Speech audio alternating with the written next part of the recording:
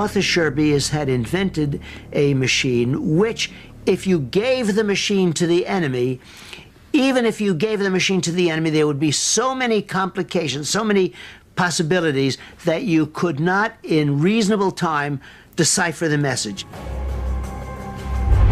Just like Alberti's code wheel, the Enigma machine creates multiple polyalphabetic substitution ciphers. It's fast, it's mechanized, and it produces codes that seem unbreakable. It's a device for turning readable messages into unreadable messages. Given an Enigma machine with an unknown set of wheels, the enemy has to consider that that machine can be set up in 186 million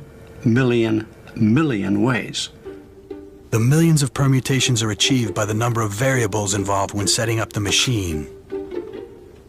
At the height of the war, German operators changed these settings every day.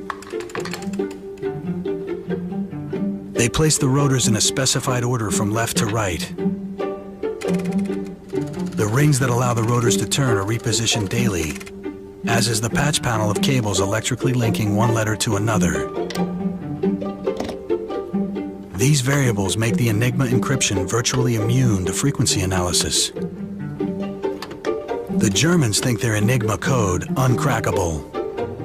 They believe no one has enough time or the mathematical ability to work through the millions of combinations.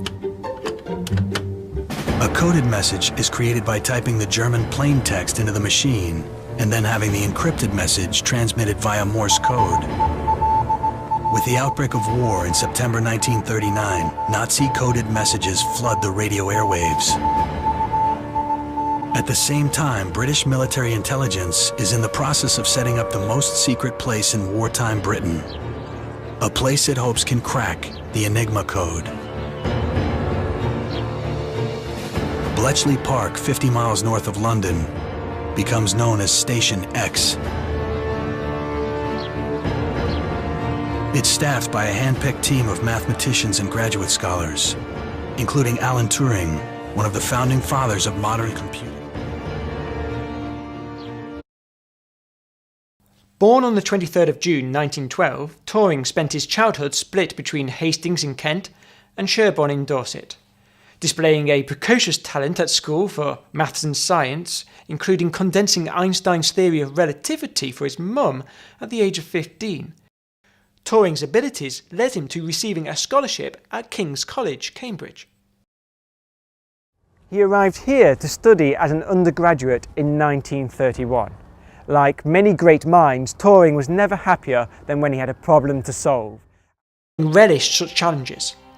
A day after the UK declared war with Germany, he reported to Bletchley Park for work on breaking the German Enigma cipher. Turing's contribution to the codebreakers was quite simply vital to the war effort. Not only did he make the first breakthroughs with the naval Enigma code, allowing Britain's food and supplies to be shipped across the Atlantic, but along with Gordon Welchman, he designed a machine to smash the German Enigma code, called the bomb, named for an earlier Polish code-breaking machine. The British code breakers of Bletchley Park now have a weapon to defeat the Nazi Enigma machine, the bomb. It's not designed to break coded messages, but to crunch through the millions of letter permutations contained in the so-called cribs, the clues obtained by the repeated use of weather reports, greetings, and test signals sent by the Nazis. The operator sets each drum into position according to the enciphered crib text they're testing. As the machine operates, it generates intermittent electrical circuits that run through every possible Enigma setting. The goal is to find an open circuit, which means the bomb has found a setting that converts all of the cipher characters into plain text without any errors. It's a hugely complicated device with nearly 12 miles of wiring and 97,000 carefully machined parts.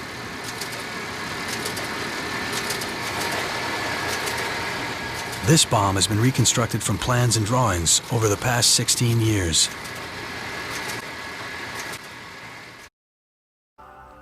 On a good day, the bomb machine could find an Enigma setting in 15 minutes.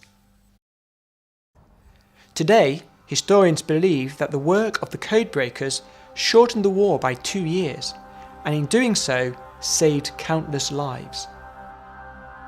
In 1945, Turing received an OBE for services to the Foreign Office, though the real reason for this honour remained top secret for another 30 years, long past Turing's death.